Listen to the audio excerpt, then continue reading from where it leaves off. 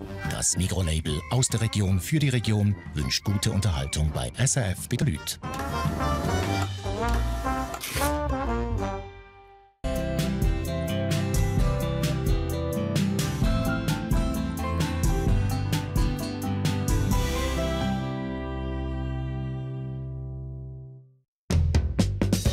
Das sind Götzes aus Mettmenstetten, Zürich.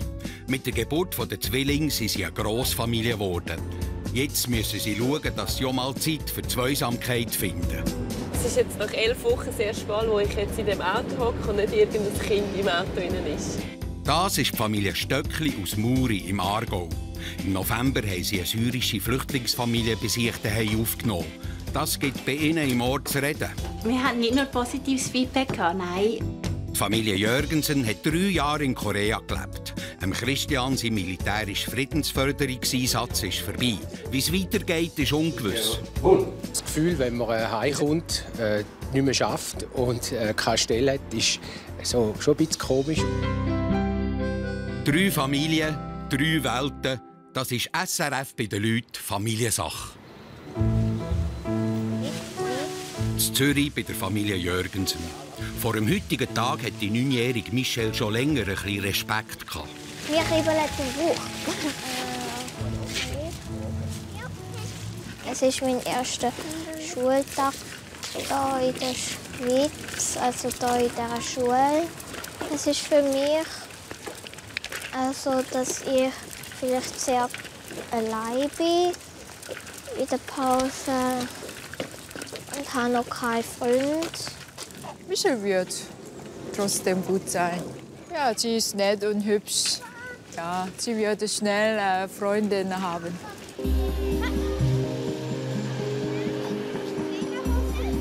Ist es der Pausenhof? Vor einem Monat hat Michelle den letzten Schultag in Korea gehabt. Ab heute geht sie in Zürich in die Schule. Es war noch lustig, als wir auf den Schulhof gekommen sind, haben alle irgendwie das Gefühl, ja, das ist jetzt die Neue, die zu uns kommt. Sie sind um uns herumgestanden und dann hat es sich schon die ersten Gespräche gegeben. Ja, ist doch schön. Aber du musst keine Angst haben. Das sind alles Liebe und Nette. Michelle, das ist gut, he? Ja. Das kommt schon gut, du musst keine Angst haben. Bist du am Bunde? Ja. Ja. Also, wir können dich holen. Ja. Gehst du mal dort rein? Tschüss. Mach's gut, viel Spaß.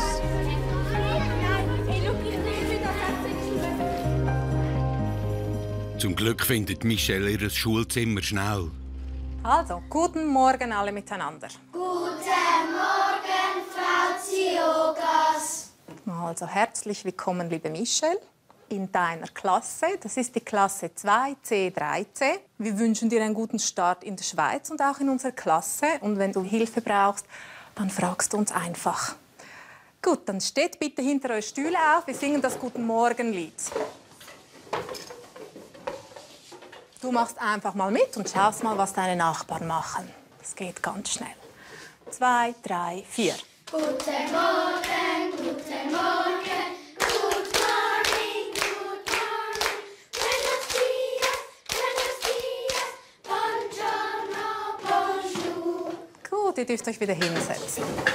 Vielleicht möchte uns Michelle sagen, wie begrüßt ihr euch in Korea? Also zu älteren Leuten sagt man Annyeonghaseyo und also zum Beispiel Freunde macht man Annyeong. Können wir das sagen? Probiert mal. Annyeong. Und der zweite Teil? Haseyo. Aiseo. Haseyo. Haseo. Ui, schwierig. Also probieren wir mal. Ja. Annyeong Haseo. Erst vor ein paar Wochen haben die Kinder erfahren, dass sie ein neues Gespendli bekommen. Also für uns ist natürlich etwas sehr Außergewöhnliches. Als ich das den Kindern erzählt habe, waren alle auf dem Pult oben am Schreien. Es ist immer eine spezielle Erfahrung. Bei ihr ist sie kann schon Deutsch, auch Schweizerdeutsch. Das vereinfacht sie dann natürlich ungemein. Also wir haben ein Kind, das die Sprache gar nicht können. Aber auch in diesen Fällen werden von den Kindern erstaunlich gut aufgenommen und begleitet. Alle sind sehr neu, aber auch sehr nett. Und dort die Lehrerin? Ich finde sie sehr cool. Das ist unser Schulkreis. Vor der Pause hat Michelle am meisten Angst gehabt. Findet sie echt Gespendli oder ist sie gar am Ende allein auf dem Pausenplatz? Verstehst du besser Schweizerdeutsch oder Hochdeutsch? Eigentlich beides.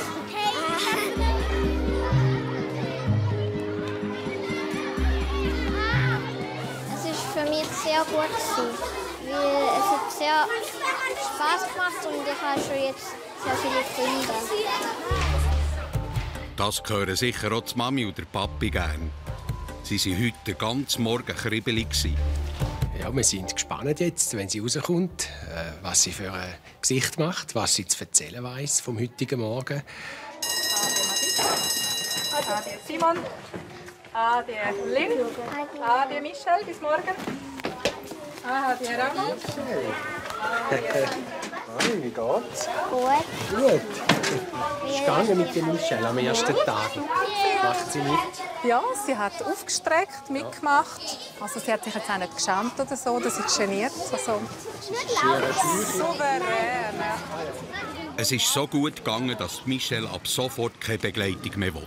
Morgen gehe ich allein in die Schule. Gehst du allein? Ja. Sicher, muss nicht irgendwo... Ja, Papi, ich bin groß genug. Die Eltern, ich können weg, ich kenne den Schulweg, lasse mich allein. Das ist für mich ein gutes Zeichen, dass sie eben da bereits in der Schule sich wohlfühlt. Wenn man mit den Eltern geht, ist es für mich ein bisschen peinlich. Besser hätte der Schulanfang nicht laufen können. Ich bin stolz mit meiner Tochter. Ja, kann man sagen, der erste Schultag, nicht so speziell, aber das ist speziell für uns. Ich habe schon gewusst, ja, sie wird gut machen.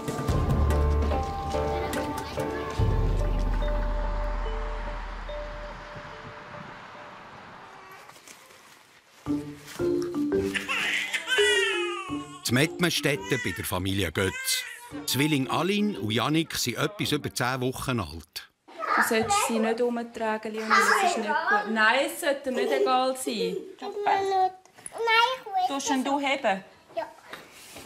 Das Leben mit 4 Kindern hat sich langsam aber sicher eingespielt. Ich hebe. Es geht nicht oben. Nein. Jetzt so mit dem Shoppen gehen, ich bin froh. Also das Stillen war schon schön, aber ich merke jetzt einfach gerade so die Zeit, wo sie einfach da jetzt am Trinken sind, wo ich jetzt einfach wieder in dem Sinn mobil bin. Das ist einfach Gold wert. So. Dann können wir laufen. Ich schaue schon, dass wir einmal am Tag rausgehen. Also nur schon ich selber muss raus. Sonst drehen wir amigs da ein bisschen im Roten. Aber ja, also es ist einfach immer alles eine gute Organisation, dann geht es schon. Und einfach halt genug früh anfangen, dann schaffen wir das in der Regel schon. Meistens liegt es mehr an mir.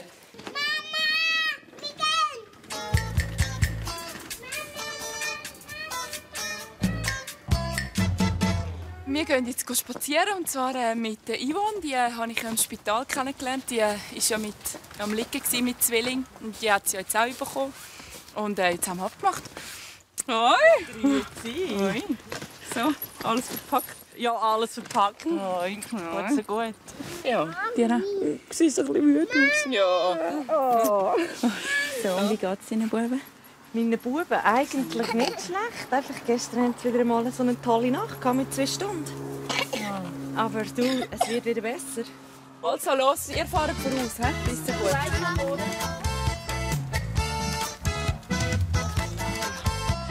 Sarah und Yvonne. Dank der Zwilling ist aus einer Spitalbekanntschaft eine Freundschaft geworden. Es hat so müssen sein, dass wir uns irgendwie kennengelernt haben. Und ich habe ja gewusst, irgendjemand ist dort oben und liegt mit Zwilling. Und ja, ich weiß auch nicht, es hat wirklich so müssen sein und es passt irgendwie einfach auch. Dann ja, kann man auch mal nachfragen, hey, wie sind deine Nächte? Das 4-Kind-Prinzip hat Yvonne aber noch nicht überzeugt. Nein, also für mich ist es eigentlich abgeschlossen. Obwohl die Hebamme gesagt hat, in einem Jahr sehen wir sie wieder. Aber nein, ich habe immer gesagt, 1 Kind eigentlich. Es hat dann gerade 2 Gesunde gegeben. Ich glaube, Wenn ich das sehe, geniesse ich meine Ferien.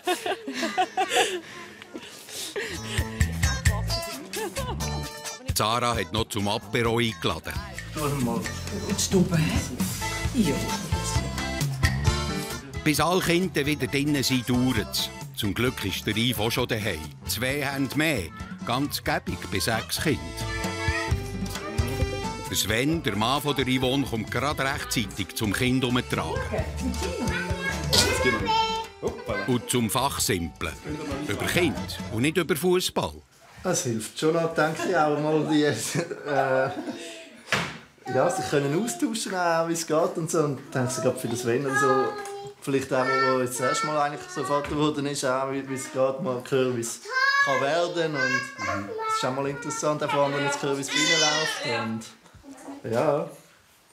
Ja, definitiv. Also Leidensgenosse würde ich jetzt nicht sagen, oder? So leidvoll ist es nicht. Aber es ist schon schön, wenn man sich ein bisschen austauschen kann und so ein paar Tipps kriegt, wie das dann so ist. Und wenn sie dann mal nicht so gut schlafen, dass man weiß, es wird dann auch wieder besser. Oh, du bist wahnsinnig, gell? Ja, auf die Kinder und auf uns. Ja, auf jeden Fall. Ja. Zum Wohl, Sven. Alles Gute. Schön, haben wir euch kennengelernt. Zwillinge verbinden anscheinend. Es ist sicher nicht das letzte Mal, wo sich die beiden Familien sehen. Wir werden da noch einiges zusammen erleben.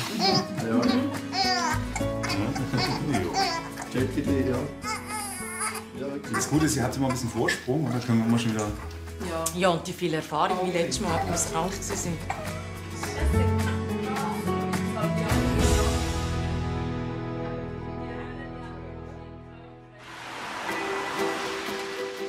Muri im Aargau bei der Familie Stöckli. Vor ein paar Wochen haben sie eine Flüchtlingsfamilie bei sich daheim aufgenommen. Es ist Montagabend und der gehört ganz dem Cornel. Fußball steht nämlich auf dem Programm. Zum 2. Mal nimmt er den Mostafa mit, sein syrischer Mitbewohner.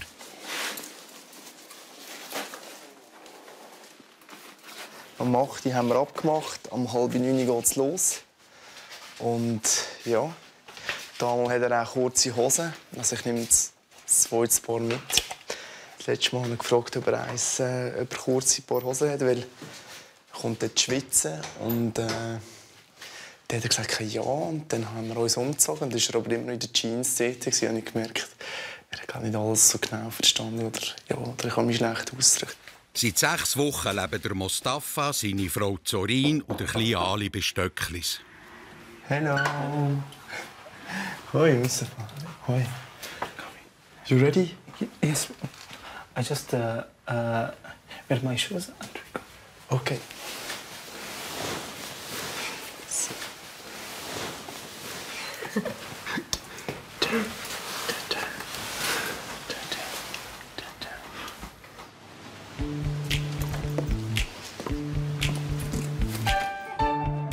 Es ist ein Fußballtraining mit Asylsuchenden zu Muri. Das hat der Cornel vor einer Weile zusammen mit dem Fußballclub auf die Beine gestellt. Da liegt es natürlich auf der Hand, dass auch der Mostafa mitkommt. Ich habe den Mustafa gefragt, was er für Sport treibt, weil ich shoote seit klein auf und er hat gesagt, ja, er shootet eigentlich auch gerne. Und ja, jetzt ist es natürlich umso cooler, wenn wir zusammen etwas machen können. Ich habe es leider nicht in seine Mannschaft geschafft, das letzte Mal, vielleicht damals.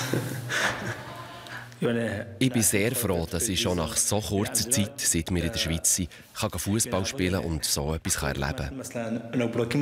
Unser Kontakt geht weit über das Nachbarschaftliche hinaus. Für mich ist der Cornel ein bisschen wie ein ältester Bruder.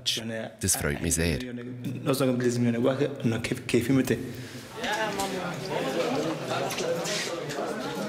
Die Asylsuchenden verbringen den grössten Teil des Tages in ihrer Unterkunft und warten auf einen Asylentscheid. Da ist Fußball natürlich eine mehr als willkommene Abwechslung. Ich glaube schon, dass das die tote Zeit, die die auch Gogo haben, dass die wirklich darauf belangen. Und das ist natürlich super, wenn man das miteinander machen kann. Und ich habe wirklich Freude, kann ich hier mitmachen und ein bisschen etwas dazu beitragen. Wirklich, ich kann die Freude jetzt nicht so gut zeigen, aber ich habe wirklich Freude. Ja, es ist wirklich eine lässige Sache.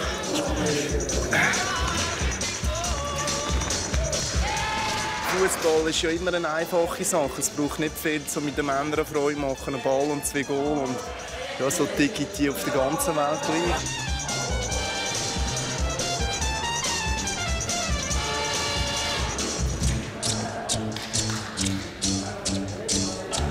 In Syrien habe ich früher auch schon geshootet. Und ich freue mich, dass ich hier auch wieder Fußball spielen kann. Auch wenn wir keine offiziellen Match haben. Er ist auch Syrer, von Afrin, meinem Heimatort. Und dann hat es noch 2, 3 weitere Syrer.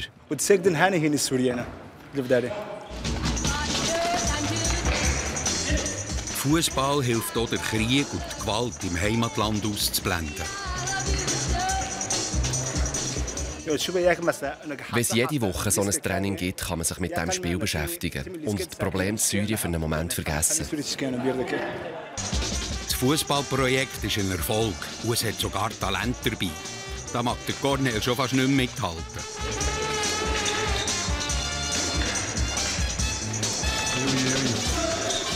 In einer Stunde, wie gut sie shooten können. Mir gefällt es extrem. Ich merke, da gehen gute Energien, gehen Dosen.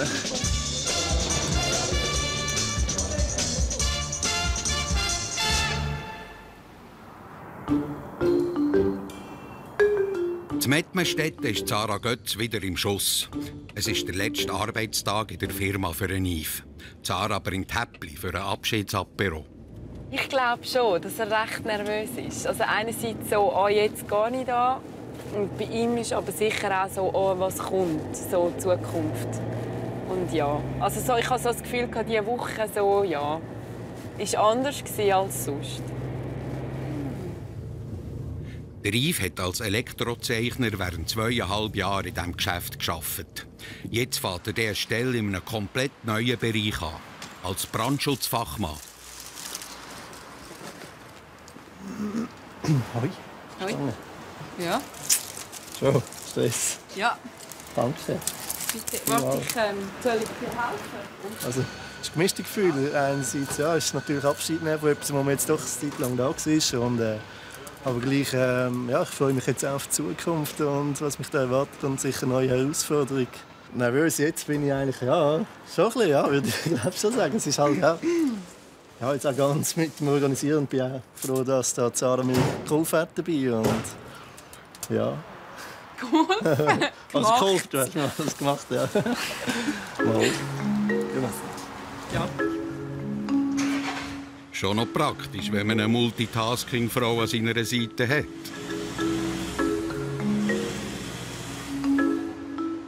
Während der Yves auf sie letzt anstößt, hat Sarah Zwilling bei der Mutter abgeholt. Und sie hat einen beruflichen Termin vor sich. In 2 Monaten wird sie wieder 2 Tage in der Woche arbeiten. Ich freue mich darauf, weil ich meine, ich bin gerne zu Hause, ich bin gerne Mami und ja, und schmeiße gerne alles so rundherum.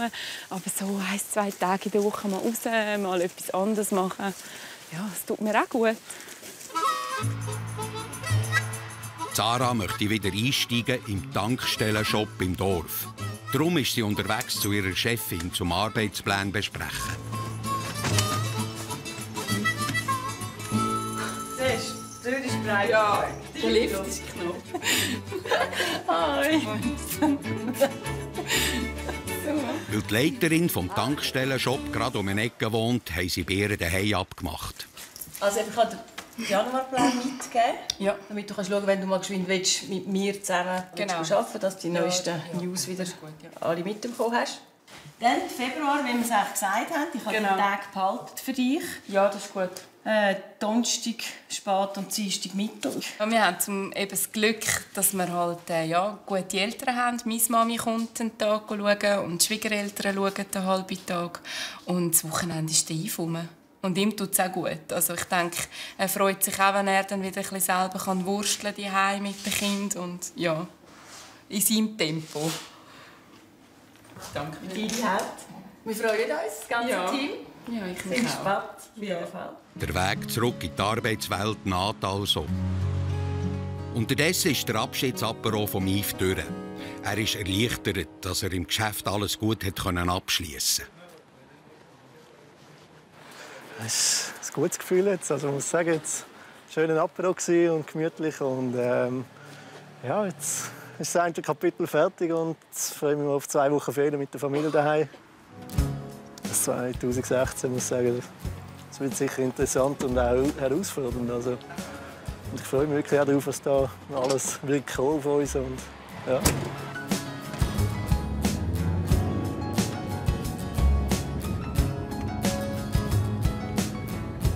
Es geht heim zu, wo seine Familie auf ihn wartet. Arbeiten und Kinder lassen sich zurzeit gut miteinander vereinbaren. Es hat sich jetzt einfach alles so gut eingespielt und gut, ich muss auch sagen, sie sind super, die kleinen beiden. Also, ja, wir haben noch nie so pflegeleichte Kinder gehabt, wie sie sind.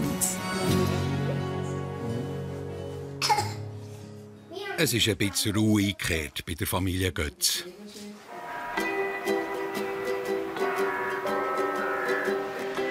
Die Muri im Aargau beim Mostafa, der Sorin und dem Baby Ali. Die beiden Syrer, die bei der Familie Stöckli gezogen sind, haben schon ein paar Brocken Deutsch aufgeschnappt. Was leid man? Guten Morgen. Wie geht's? Wie spät ist es? Kuchos. Kuchos. Kuchikästli. Kuchikästli. Ich liebe dich. Yes? Ich liebe dich. Sie wissen, für die Integration und einen Job in der Schweiz führt am Deutsch kein Weg vorbei. Die Schwierigkeit ist, wenn ich zum Beispiel beim Coop, am Bahnhof oder bei Migros bin und zu zuhöre, wie sie Deutsch oder Schweizerdeutsch reden, verstehe ich nicht, über was sie diskutieren. Und dann merke ich, was mir fehlt. Ich will die Sprache lernen.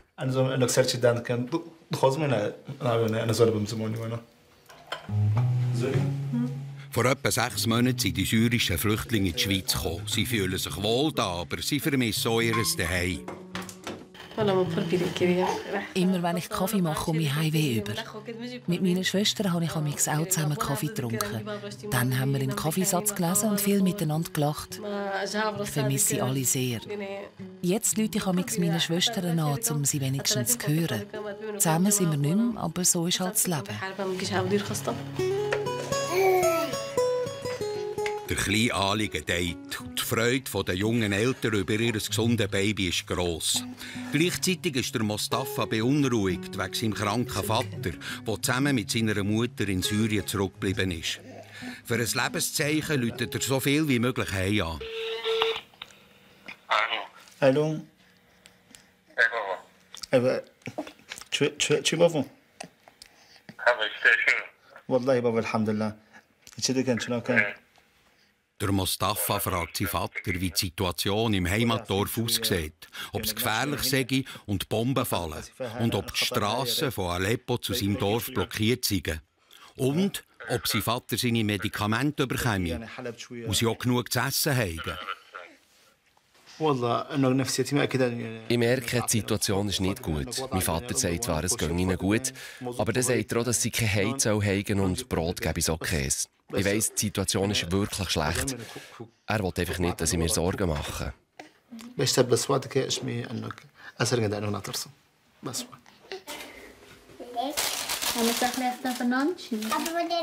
oben ist Daniela mit den Kindern am Zvieri vorbereiten. Alle gerade von denen, was meinst du? Also, wenn wir runtergehen. Gut, machen Die beiden Familien sehen sich regelmässig. Für die Kinder wohnen sie jetzt einfach da und es wird gar nicht hinterfragt, oder Mami, wieso sind sie da? Und sie sind sehr herzlich mit den Kindern und sie gehören jetzt wie zu uns.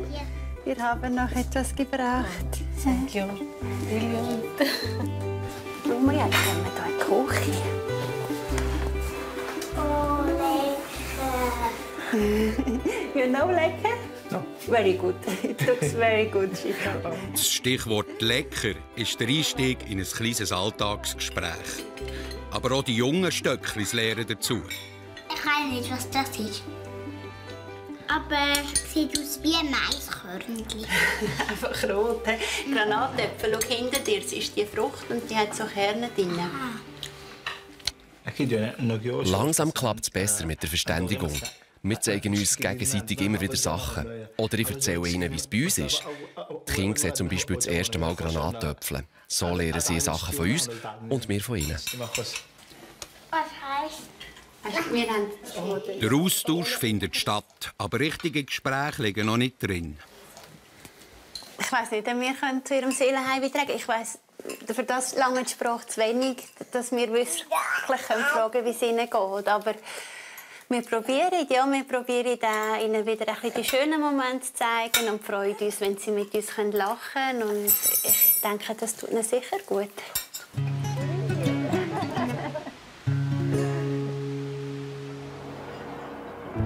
Stanz im Kanton Nidwalden. Daher ist Christian Jörgensen berufen worden in die Zentrale vom Friedensförderungseinsatz der Schweizer Armee. Ja, wir sind hier eingeladen heute Abend für Medal Parade, Frau und ich. Wunderbar, das ist gut. Das ist tipptopp. 3 Jahre lang war er im Dienst Korea. Da ist jetzt Ruhm und Ehre fällig. Der heutige Abend ist so im Zeichen vom Abschluss von meinem Einsatz. Da bin ich eingeladen, zusammen mit noch vielen anderen, die auch im Einsatz waren für die Armee, die Friedensförderung. Und der Kommandant gibt hier ein Abendessen. Mein Mann hat gut gemacht in Korea für meine Heimat. Und ja, es ist Gefühle gut.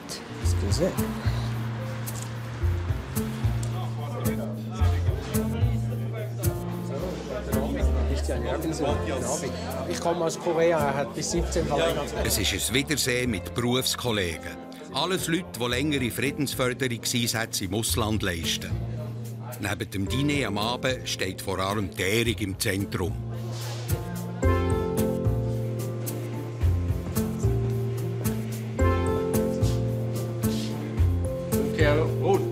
Und für die Zeremonie muss alles bis auf den letzten Millimeter stimmen.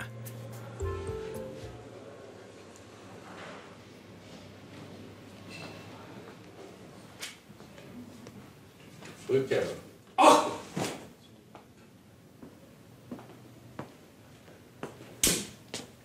Melde Rückkehrer aus dem Friedensförderungsdienst zur Zeremonie bereit. Ja, Ruhen, bitte rumgehen. Rückkehrer, ruhen. Wir beginnen mit der Medaillenübergabe und ich glaube, Chris, du bist der Erste. Nach 36 Monaten im Einsatz aus Korea zurückgekehrt, Oberst Christian Jörgensen. Chris, ganz herzlichen Dank für dein Engagement in diesen 3 Jahren. Wenn man so zurückschaut, ist es eigentlich verflogen wie im Flug. Ja, ich mag mich noch gut erinnern, wo wir uns mal diskutiert haben, ob das eins wäre. Merci vielmals. Gerne überreiche ich dir die entsprechende Urkunde plus Medaille von der NSC. Merci vielmals. Alles Gute. Danke vielmals. Merci vielmals, Kommandant.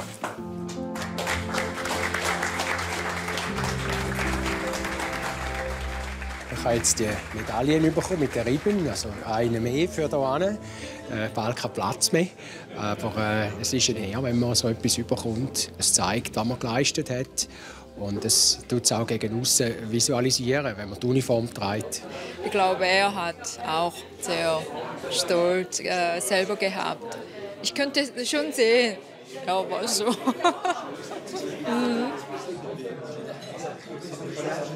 Nach dem offiziellen Teil geht es zum Gesellschaftlichen über. Der Christian und seine Kollegen haben sich viel zu erzählen. Können Sie das die Fische? Ja, genau. Nicht so Dong-Hee. Die Sprachbarriere ist für die Koreanerin noch zu gross. Es ist nicht einfach für mich. Trotzdem, ich bin schon gewohnt. Das ist meine Charakter. Ja, ich höre mehr als Sprache. Sie sind zurückgekommen, Herr Oberst Chris Jörgensen aus Korea. Es gibt in unserer Gesellschaft ganz viele, die sagen, man sollte mal. Und dann schaut man immer irgendwo auf den Kollegen rechts und links. Und Sie, diejenigen, die jetzt zurückgekommen sind, Sie haben persönlich etwas gemacht. Ich sage, wenn man Leute hat wie ihn, die sich im militärischen Bereich sehr gut auskennen, aber auch im diplomatischen Bereich sehr gut bewegen können, dann ist das eben ein Gewinn, wenn man so Leute auch mehrfach einsetzen kann, was bei ihm eben auch der Fall war. Wie es mit seiner militärischen Karriere weitergeht, ist noch offen. Das Gefühl, wenn man heimkommt, nicht mehr schafft und keine Stelle hat, ist so, schon ein bisschen komisch. Auf der anderen Seite habe ich mich darauf eingestellt, weil ich es auch schon anders erlebt habe. Heimkommen, Familie landen lassen und nachher gerade wieder in einen Job rein. Und ich hatte gar keine Zeit für die Familie. Christian sein Bewerbungsverfahren ist am Laufen.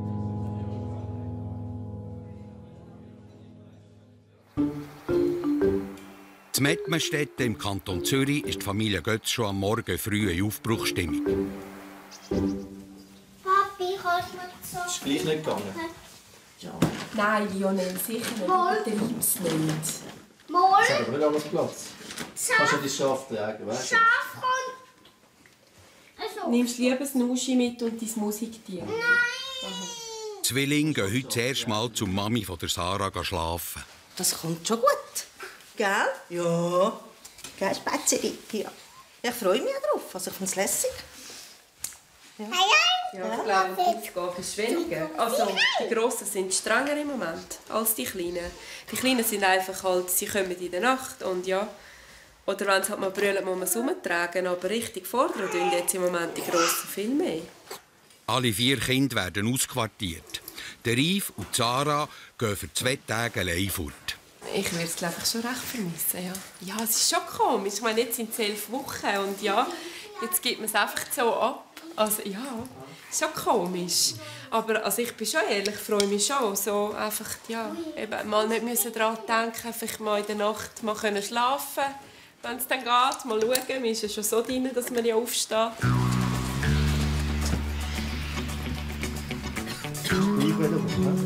Zuerst mal alles für die Zwillinge bei der Mutter ins Auto biegen.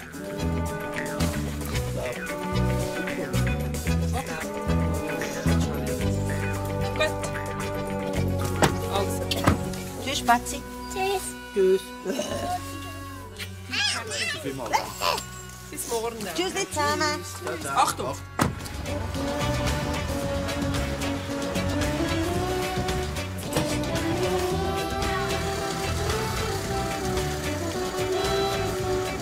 Jetzt noch die beiden Grossen bei Mami vom Yves deponieren. Und am romantischen Pärli-Wochenende steht kein Kind mehr im Weg.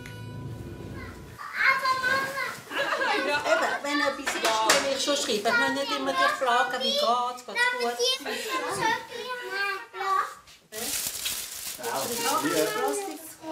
Tschüss zusammen. Bis morgen. Tschüss morgen, gell. Komm, ich kann dich anlegen. Im Balkon ist es kalt. Und dann ist alles erledigt. Die Zeit zu zweit kann losgehen. Ich weiss, wo wir hingehen. So? Ja, mal. Wenn wir hier durchfahren, sicher. Ja, es ist jetzt nach 11 Wochen das erste Mal, wo ich jetzt in dem Auto hocke und nicht irgendein Kind im Auto drin ist. Also ja, fast.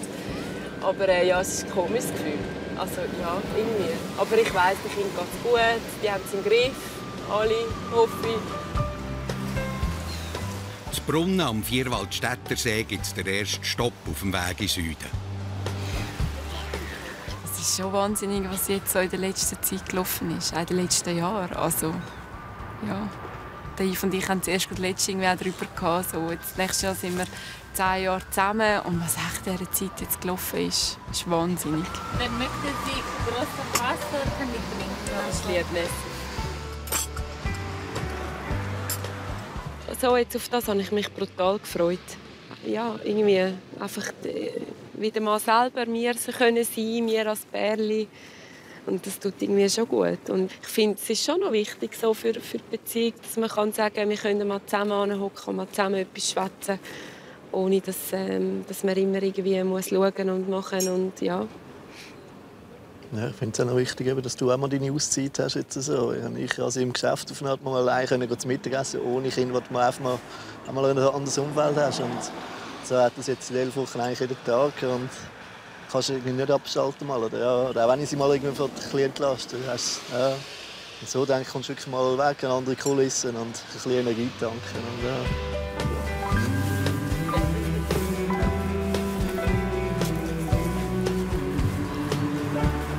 Der Grossfamilie Götz steht in diesem Jahr noch viel bevor.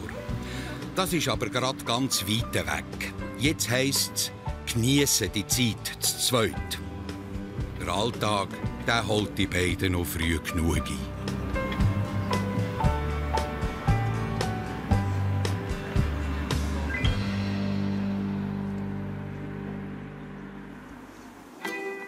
Muri im Kanton Aargau.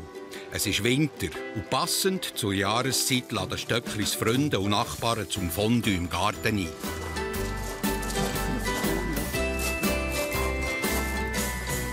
Wir wollen den Mustafa und Zorin Dali eigentlich ein bisschen im Quartier mal in den Kollegen und die Bekannten, auch in den Nachbarn nebenan mal zeigen. Und vielleicht entwickelt sich auch noch etwas mehr daraus, als irgendwie ein Netzwerk auf einen Job findet oder sonst eine Möglichkeit, Zorin oder Mustafa zu beschäftigen. Jetzt, Mustafa. Das sind die Gabeln hier. Es geht so, dass man hier... Um das Gartenfondue richtig essen zu können, braucht es lange Spiesse. Und das ist dann die Gabel, oder? Mit der in den Topf rein. Dann isst man das Brot so. Ich mache die Arbeit gerne und freue mich, dass ich so neue Familie und Leute lernen kenne. Die Familie Stöckli ist gut und sympathisch. Schön, dass sie so ein Fest machen. Ich zeige dir. So. Daniela und Zorin machen innen alles für das Fondue parat. Ihre syrischen Mitbewohner kennen das Nationalgericht natürlich nicht. Und wie sagt man Brot auf Kurdisch? Non. Non. Non. Hela, das ist Non auf Kurdisch. Dass Stöcklis Flüchtlinge aufgenommen haben, hat es Muri zu reden gegeben. Wir hatten nicht nur positives Feedback, nein.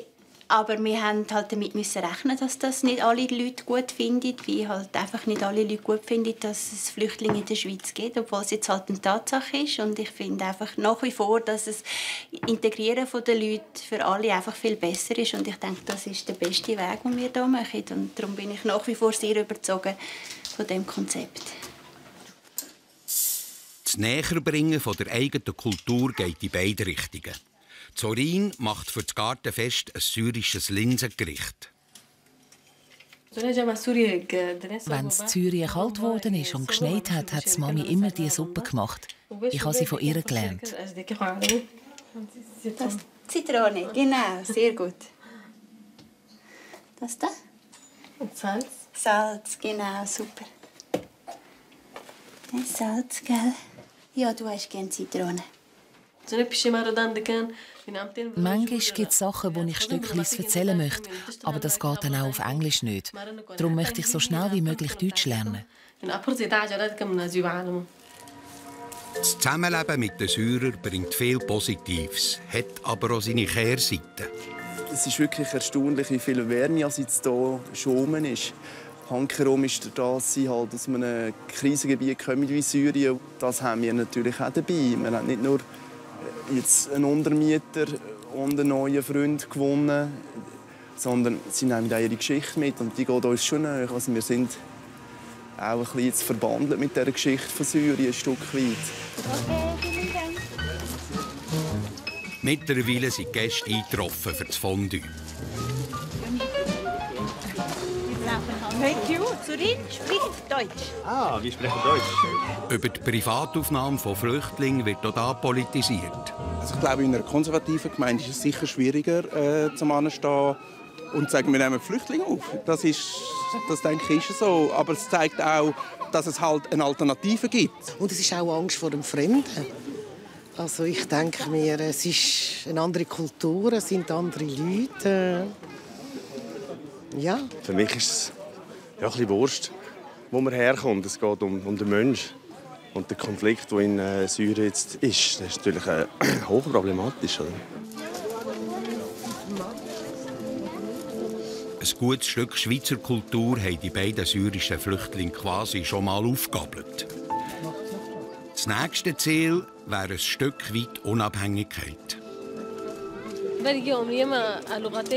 Mein Wunsch neben Deutsch lernen ist, dass ich eine Aufenthaltsbewilligung bekomme, dass ich arbeiten und selbstständig sein kann. Ich will mich hier integrieren. Ein positiver Asylentscheid und Geld verdienen will der Mustafa, um einmal finanziell unabhängig sein.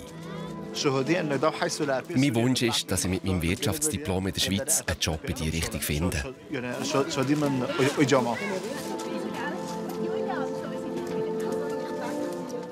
Stöcklis haben viel Herzblut und Energie in ihr Flüchtlingsprojekt gesteckt. Sie bereuen nichts. Es ist eigentlich besser, als ich es mir vorgestellt habe. Es ist wirklich sehr herzlich, sehr bereichernd, auch die Familie bei uns zu haben. Und es kommt sehr viel zurück und das finde ich ist sehr schön. Das Zusammenleben mit dem Mostafa, der Sorin und dem Ali hat für Stöcklis eine neue Welt aufgetan. Es hat eigentlich unsere Beziehung wahrscheinlich insgesamt schon vertieft oder irgendwie gereift auf eine andere Art. Es hat wie eine neue Dimension geöffnet, wo ja, früher einfach hast du genug Füller in deinem Leben, gute Füller. Es ist nur ein Füller gekommen, der schön ist, aber halt auch bittere Momente mit sich bringt. Und ja, aber wahrscheinlich ist das halt wirklich das Leben. Aber für uns zwei ist es sicher ein bisschen intensiver geworden. Ja.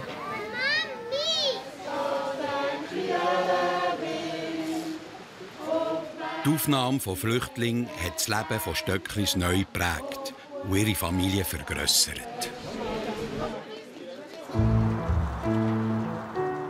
Jürgensens sind unterwegs an ein Familienfest in der Ostschweiz, der Heimat von Christian. Der Papi war ja früher aber noch so alt wie du. Jeden Sommer ist er in die Ferien hier raus, auf dem Bauernhof. Das war auch noch lässig, den ganzen Tag ein bisschen draussen. Wir fahren jetzt heute auf Niederstetten. Das ist ein kleines Dörfli in der Nähe von Wil, im Kanton St. Gallen. Das Heimatdörfli von meiner Mutter. So, jetzt sind wir da. Schau. Ich freue mich, alle Verwandten wieder zu sehen. Hier. Wir haben sicher ein paar lustige Stunden miteinander. Achtung! Seit 2 Monaten ist die Familie zurück in der Schweiz. Dong Hee findet es nicht immer leicht. Es ist gut. Auch es ist nicht so gut manchmal. Nur ich vermisse meine Heimat und Familie. Aber am meisten bin ich gut. Großmann! Hast du ihn schon gesehen? Hat er schon rausgeschieden? Wir sind sicher die Letzten, die haben den weitesten Weg gehabt. Nach 3 Jahren sieht der Christian jetzt seine Verwandten wieder. Seine Mutter Trud ist natürlich auch da. Ja. Ahoi. Du bist mehr hübscher heute. Ah ja, danke. Jetzt mal kein Botox genommen. Ja, das bedeutet mir schon sehr viel. Ja, manchmal Heimweg nachher. Nein, ist schön. Ich freue mich jetzt. Zum Wohl. Mama, zum Wohl. Der Ruth ist es in den letzten Jahren gesundheitlich sehr schlecht gegangen. Umso mehr freut sie sich, dass jetzt alle wieder vereint sind. Genau. Wie nicht nichts trinken. Zuerst hatte ich eine Lungeninfektion mit einem Pilz. Also die habe ich immer. Und nachher haben sie beim Röntgen noch Brustkrebs entdeckt. Das ist dann heute auch noch dazugekommen. In den 3 Jahren, als ich weg war, hat mich das sehr belastet. Es kommt sofort auch, was ist es echt? Ist es ernst? Muss ich sofort gehen?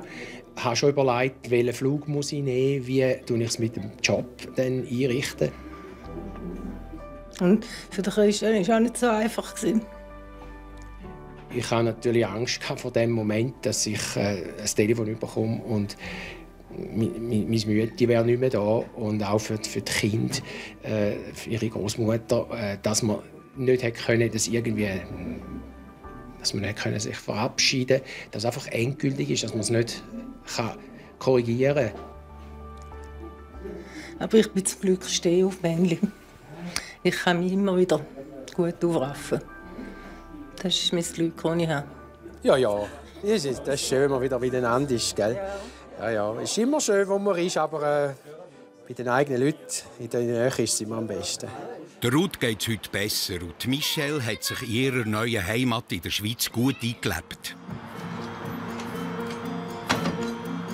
Ich bin auch sehr froh, dass ich wieder meine Großmutter ganz oft gesehen habe und sie auch manchmal zu mir kommen oder ich zu ihr, wenn es Ferien ist. Und ja, das habe ich sehr gerne. Auch wenn es noch Zeit braucht, Dong-hee probiert sich in der Heimat von ihrem Mann zurechtzufinden. In Korea war einfacher. Und dann natürlich hier ist mehr Abenteuer. Aber schöne Abenteuer.